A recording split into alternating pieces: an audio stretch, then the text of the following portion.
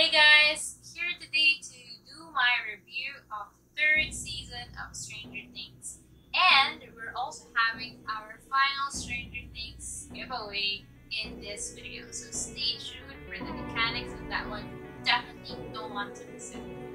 Okay, so season 3 of Stranger Things dropped last 4th of July and everyone loved it. The internet is just loving the new series, loving the new characters that were introduced, and you know that it's a big thing when social media is just flooding with tweets, memes, gifs, whatever, posts, everything, because everyone is talking about it. Okay, so while I must say that I did enjoy the third season, was definitely better than the second.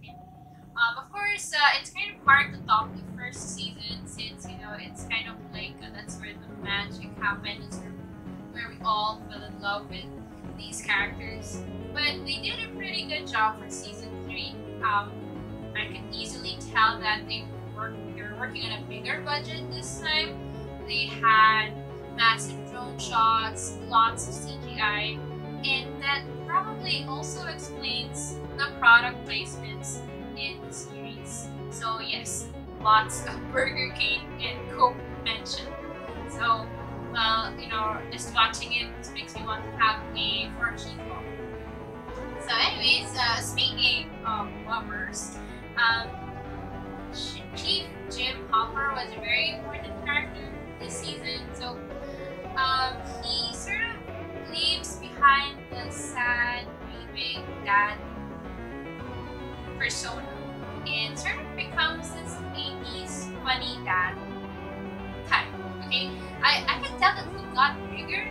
I'm thinking it's because of when David Harbour played Hellboy, so he definitely put on the weight. And so yeah, that was weird for me. But aside from that, he was really leaning on to a more comedic side of Hopper. Especially true because, as I mentioned in my review of the first episode, Eleven and Mike are officially a couple, and they've been spending too much time together, much to the dismay of Hopper. He was becoming uncomfortable with the two of them spending too much time together. So it sort of turned into a very funny banter between the three of them because, of course, Hopper is not really good with talking about his emotions, and he's basically raising a teenage girl, so it's really difficult for him. So it was funny, but I wasn't too much of a fan of him being too demanding of Joyce. I think that Joyce really needed a friend, especially since she's still grieving over the loss of Bob, over his very traumatic death from the past season. And here's Hopper basically forcing a date between the two of them, and when he gets stood up, he gets really angry. He's huffing and puffing, and he's basically all rage over Joyce. And maybe yes, it's funny, but then dude, Joyce really needs a friend right now. So, but then of course we have that side of Hopper who's angry, who's mad, who's hilarious, and then we have this other side of him who is basically, a really sensitive guy, and I really like those quiet moments that he and Joyce shared together where he tells her, I want to feel safe. So that's very, I want to see more of that. So I guess the balance between the two different Hoppers is kind of what made him shine this season. So of course, there's that very dramatic 3 inches full letter that was read during the last episode, and if you did not cry during that part, then my friend, you have the heart of stone. I was crying so much. And of course there's that cliffhanger at the very end. So okay, this is going to be a super major spoiler. In the last episode, we basically are led to believe that Hopper is dead, that he sacrificed himself so that Joyce could shut down the machine that would stop the big bad monster, the Mind Flayer, from causing havoc in Hawkins. But much to the the surprise of the fans, there was a mid-credit scene. So yes, Stranger Things went a la Marvel and did the mid-credit scene tease, wherein it was set in Russia, and there was this clue that there's an American prison in there. So of course, everyone is thinking that it has to be Hopper, right? So fingers crossed. Let's see. We don't have any news of a fourth season yet, but that mid-credit scene was very, very promising. So since we already jumped to the end, let me just go on and say that probably my only issue with the series is that it's already the third season, and it's basically repeating the themes of the past seasons. So it's like when I first saw it, the first season wherein they had like little subgroups, each of them working on their own part of the mystery, and then they all come together for the finale. I really enjoyed that during the first season, but then it happens in the second season, and then it happens again here. So how many times are you going to be using the trick, right? So I really hope the Duffer Brothers take a different approach to the fourth season if we ever do have one. So yeah, maybe they should drop that the whole mini group and then probably do a big thing. So aside from that, there's also of course the real question of the thread of the Upside Down. So it's like 3 seasons, and then there's this parallel dimension in Hawkins, Indiana. So will it always be in Hawkins? I mean, if you lived in a town that had so much happening, so I think, in my opinion, the next best thing would be to have a different setting for the new season. So we don't know yet, since the buyers, along with 11, are moving. Maybe that's where the direction that they're taking. I would definitely like to see a new setting. Maybe a new place, and then new characters, and then maybe just have old characters come back. I don't know, we'll see. So there's that, and of course, I didn't mention this in my review that I wrote, but so in the third season, 11, there's a lot of talk about 11's powers. So Mike is the one who used her as a machine, and of course Max believes that 11 is her own boss and can basically she knows her limits. But then of course eventually 11 loses her powers, so that's like a big. I appreciated that because it would mean that the other characters would not have to depend on her, and they would have to move on their own. It's not like they're helpless.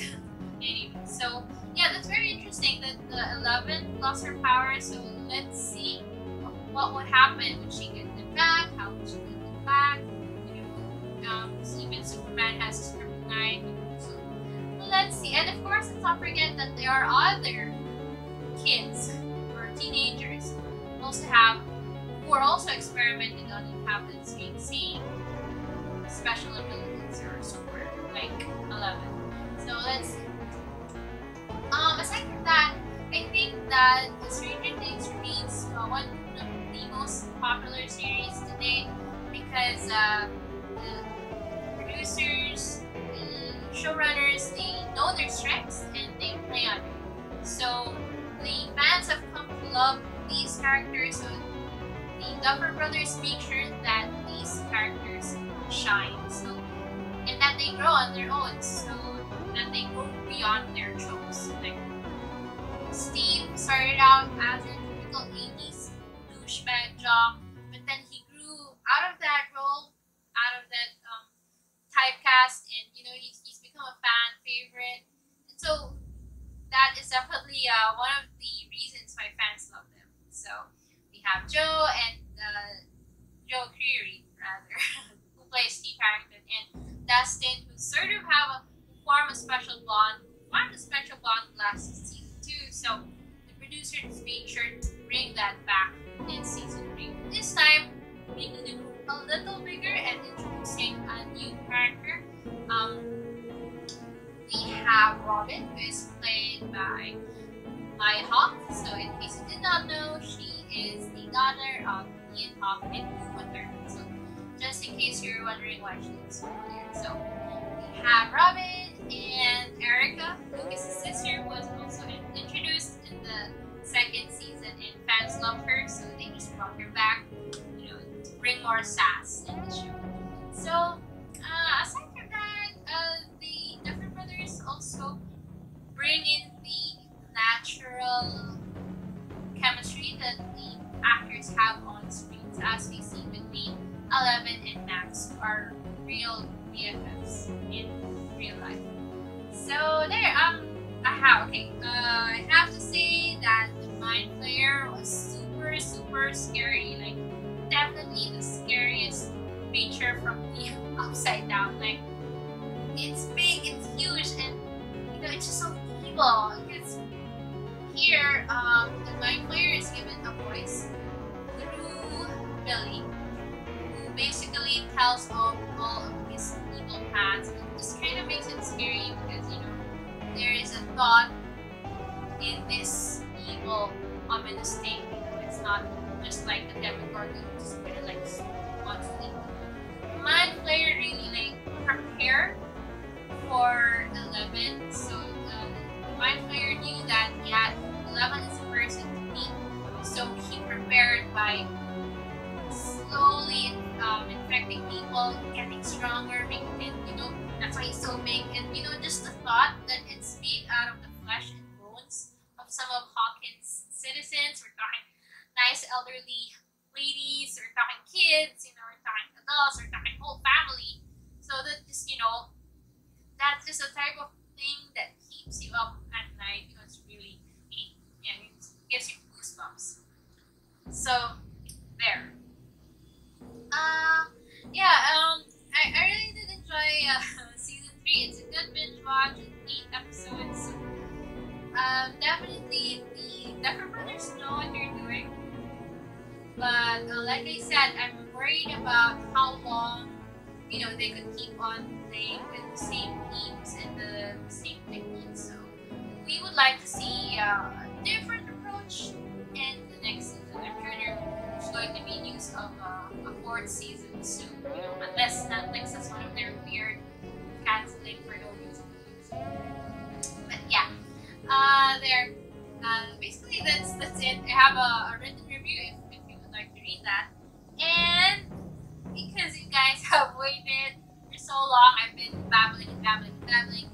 Here we are, the mechanics for our last Stranger Things giveaway. So we are giving away this Stranger Things 3 baseball tee. It's basically what I'm wearing, but in a large size. So yay! But we're not only giving this, we're also throwing in the Netflix collar, a white Netflix collar, and metal straws from Netflix. So the pouch has Netflix on it, and the straws themselves have Netflix engraved. So again, no single-use plastic. So we have our own Netflix straws already. So we want to share the eco-friendly vibes, okay, by including this in the giveaway as well. So how to win these? Share the video on the timeline, tag the Facebook page at Cheng, use the hashtag Cheng giveaway, hashtag Stranger Things 3, and you have to be subscribed to the page, and you also have to follow me at Ika_Cheng on my socials, on Twitter and Instagram. So good luck to all those who joined. So yes, thank you for supporting us. Just recently relaunched the channel. We're almost at 100 subscribers. I don't know how many subscribers we're going to have when this video comes out, but please do continue supporting. Ask your family and friends to like the Facebook page and to subscribe to the YouTube channel. So hopefully we'll be doing more giveaways soon. And yeah, thanks for joining, and hope to see you soon.